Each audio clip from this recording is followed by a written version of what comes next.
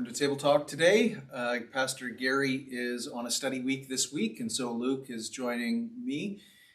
This December, we wanted to take some time over the next 3 weeks to think about the triune God and rest.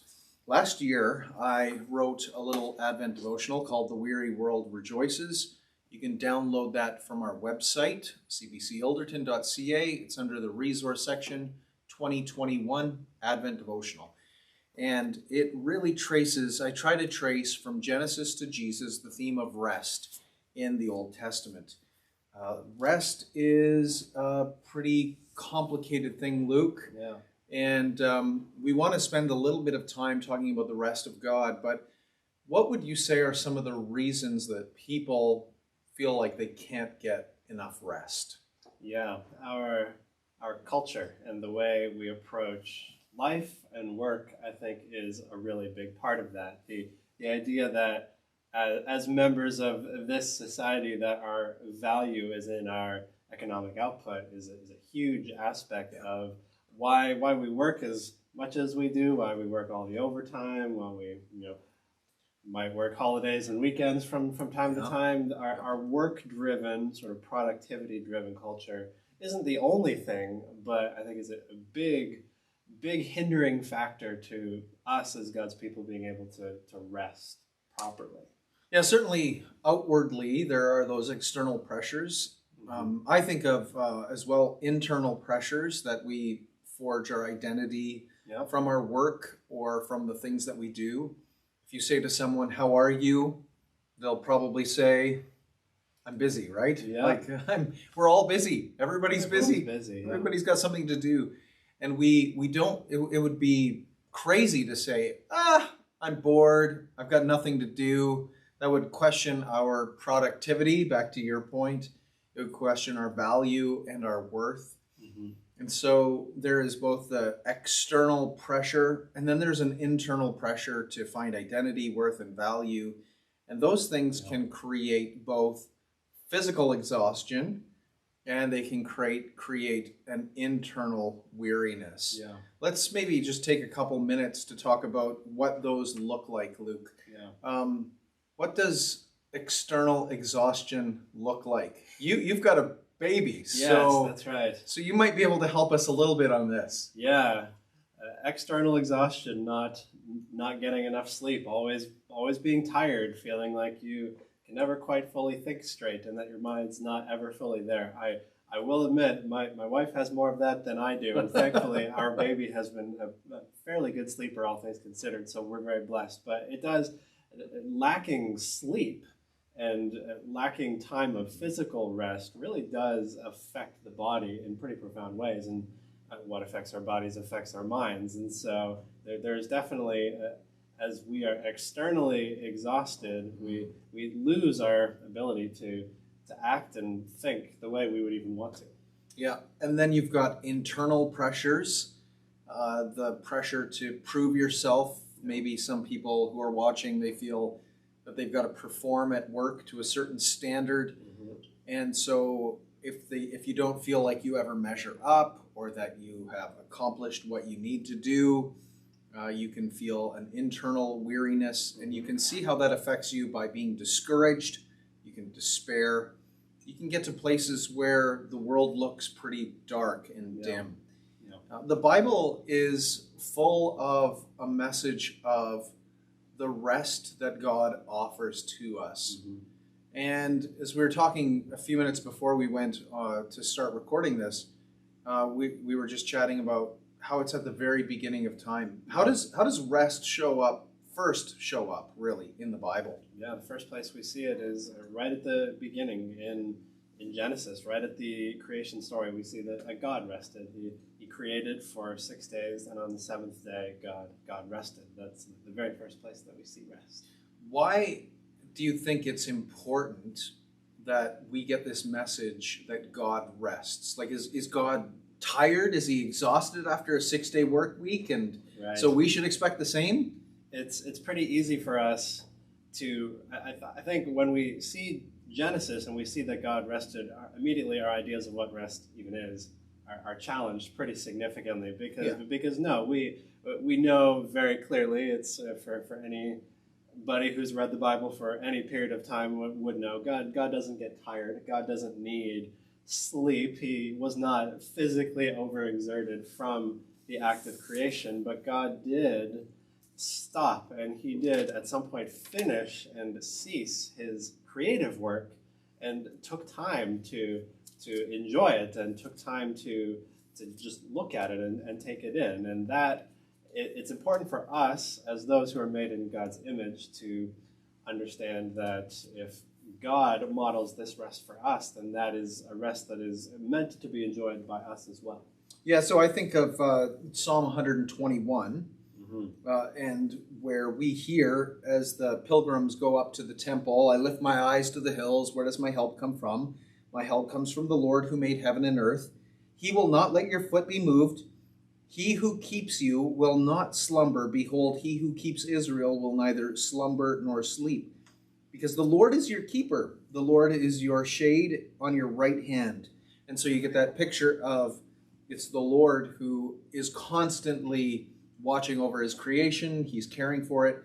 But then you mentioned something interesting. God creates, and then he ceases from his work to enjoy it. Mm-hmm. We'll talk about Sabbath in a few minutes here and Yeah. try and flesh that out a little bit, because 6 days he worked and on the seventh he rested, and this becomes part of the command in Genesis 20 in the Old Testament, in the Ten Commandments.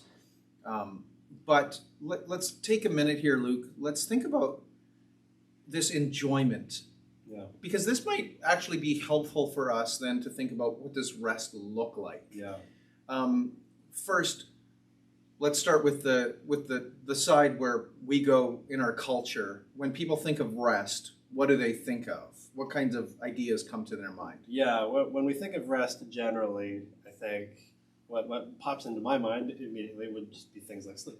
So sleeping physically, sort of not doing something, laying down, that sort of thing, but also rest in our culture, generally for the most part, is a sort of disengaging. It usually involves entertainment, it usually involves watching something, it usually involves vegging out and just shutting off your brain and taking some time to just do nothing. That's kind of, I think, where most of us would naturally go as we've been raised in the culture we have to think of rest and what rest is and what it looks like. Yeah. And I think then the result of that is we may have a distorted view of rest, Yeah. that rest is checking out. As you said, it's disengaging. Yeah. But God doesn't disengage from his creation, and yet he has rest. Yeah. And so what does it look like then to enjoy our work? Yeah, I would say it is fundamentally more active than it is passive, which is a very sort of counterintuitive thing for us. I've had the privilege of having some wonderful teaching on rest in my life, and one of the things that's emphasized over and over and over again is rest actually requires a lot of intentionality. In some ways, you have to try really hard, and you have to work hard to rest rightly and to rest properly, because it is a very active and involved process rather than one that is passive and disengaged. Yeah, I know for me, on a personal level, that working to rest has been something that sleep has not come easily for me. And I've had to work very hard to get to bed at a proper time. I've had to work to, when I wake up in the night, I frequently would wake up in the night, and there were periods through my 30s where I was awake for long stretches in the night. I've had to work to discipline myself to stay in bed and get back to sleep. There is a sense in which, as you're talking about engaging, resting requires engagement. There is an activeness to pursuing enough, let's say, sleep. There are other ways that we can actively pursue rest. So I think of how there's rest for body and rest for soul that we can actively pursue. Maybe what would be some ways that we can find can pursue active rest physically. Yeah. So what you've already mentioned is a great start, even as we're talking about sleep. As most people get older, they find that sleep gets a little bit more difficult, and as you begin to read and do research, you learn that sleep can be pretty complicated, and it requires maybe shutting off your phone or your computer many hours before, and Yep. making sure that the lights are low, and all of these things show that even at the level of sleep, pursuing rest physically it is a very active process. But I think even this would be the case, especially for those who would have a very physically active job. But I think for anybody, taking the time to just rest your body, to sit and to not necessarily always be overly exerting yourself can, I think, especially for certain people, take quite a bit of intentionality. Maybe for those who particularly enjoy things like fitness or sport or things like that, you may even have a temptation to overexert yourself, and to rest physically in those cases as well does require a stepping back and an intentionality to do what you know is best and most helpful, even though it may not be the thing that comes most naturally to you. Certainly, you've mentioned physical exercise and exertion, which can help in rest, physical rest. For a lot of people from our congregation, they would have desk jobs or office occupations, and so they'd need to get out and burn some extra calories. That helps just to invigorate your body and get a little more sleep at night.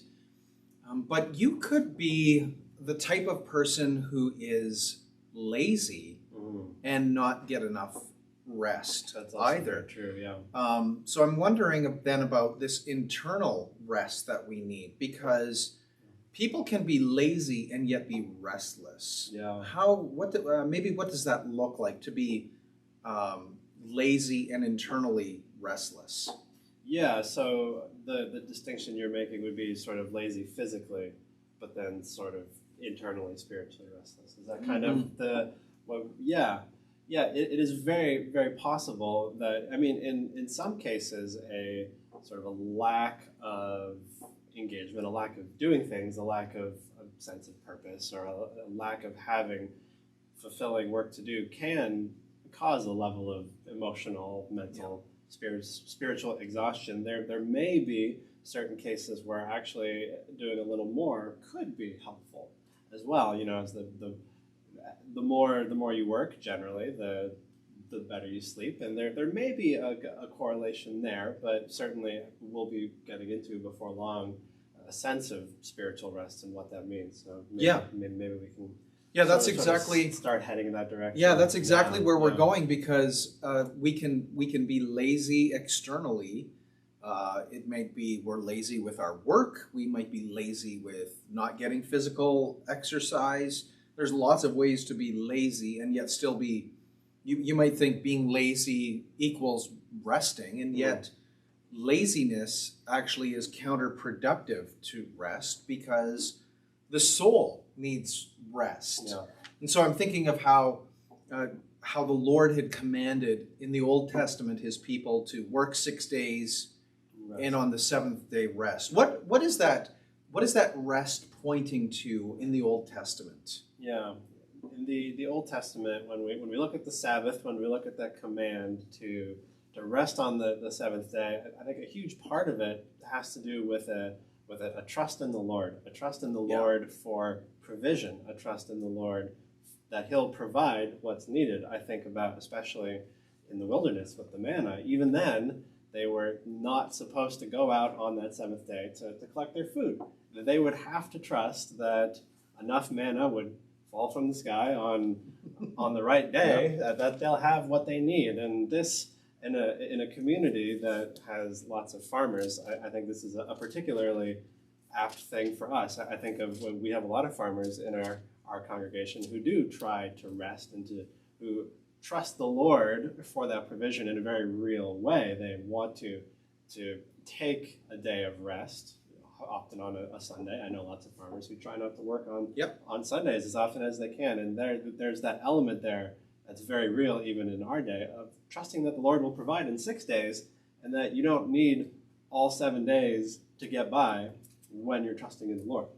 Yeah, it's interesting. I had an uncle who owned a business, and even when they could open on Sundays, he closed the business on Sundays because he said, I make just as much money in 6 days as I would in seven. In fact, I lose money on Sundays because, I've got only a partial staff and there's less service that can be offered, and people generally aren't coming by on a Sunday. And he said, I just enjoy the day of rest. Yeah. And so he did that. The book of Hebrews connects us with the problem of rest. In Hebrews 4, actually, the writer there in Hebrews 4 says that the people, when they left Egypt and God had commanded them to work 6 days, on the seventh rest, that they had the promise of rest when they were to come into the promised land. Yeah. But they didn't receive that. The land had a partial rest.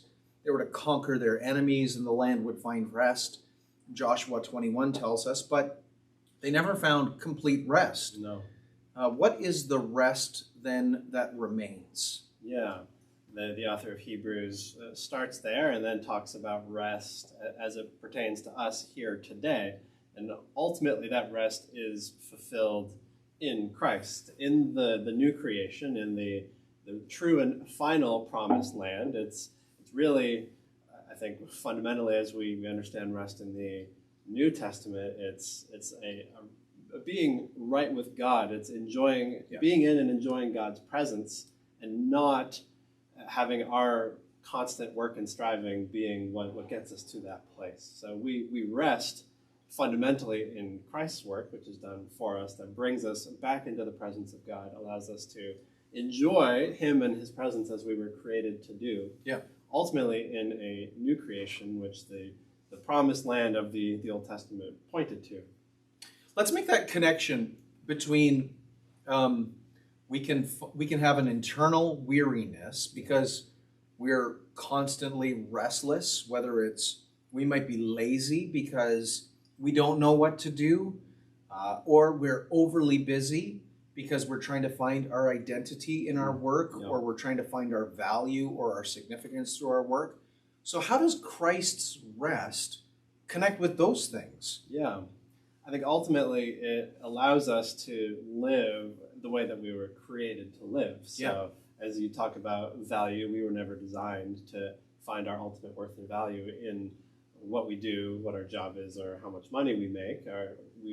Our value is as image bearers of God, and we're made to ultimately enjoy God. That is that relationship, that being in the presence of God is really what we were made to do. And so as Christ breaks down the barrier between God and man, as there's reconciliation, as there's forgiveness, we're essentially allowed to, for the first time, live the way we were always created to live. And in that we find rest as we cease from striving to be made right before God by our own power and our own strength, and trying to drum up our own righteousness, which will never ultimately be enough.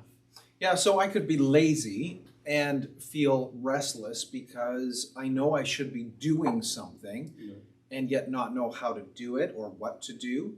And Christ comes to us and he shows us that laziness is sinful, and that to be lazy is to reject the image-bearing aspect that we were made to be creative people in the image of our Creator, that we're to be productive.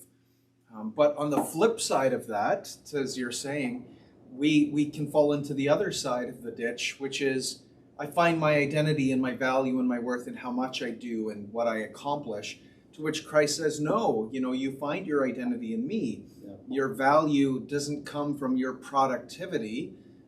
You ought to work hard because God has prepared good works for you to do, but you can rest even in the midst of work by knowing that God has given you good work to do and that He enables you with His Spirit and strength to do it.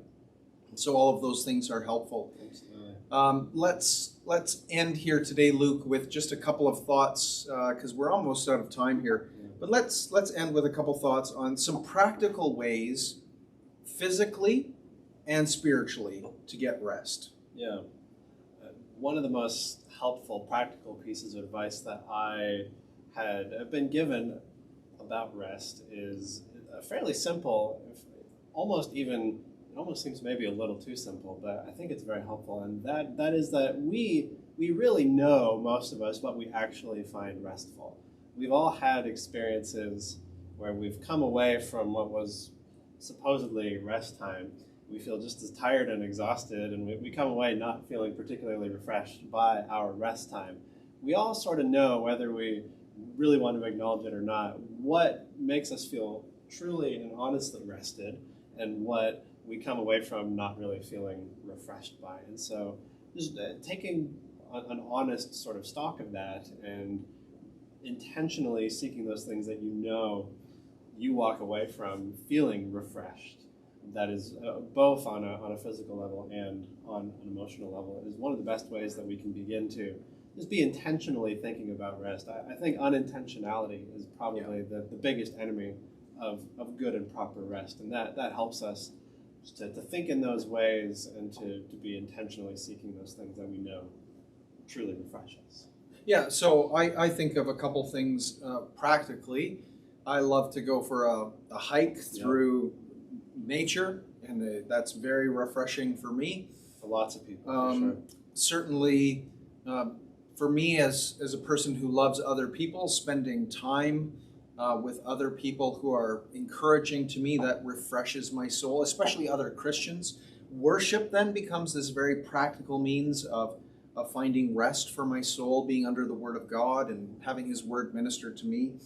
And then finally, I would say, just on those spiritual levels, that making an intention to enjoy God in His Word through prayer, those things help as well. Yeah. If you're looking for resources on rest, maybe you struggle with sleep, a great book that I've read, Matthew Walker has written a book called Why We Sleep. It's from an evolutionary perspective, but he has a ton of practical advice on sleep and how it impacts us. So that would be a book that you could read from a non-Christian perspective. I don't know if you've got anything, Luke, that comes to mind in terms of resources on rest. Not off the top of my head here. Okay. No. Okay, I'm putting you on the spot.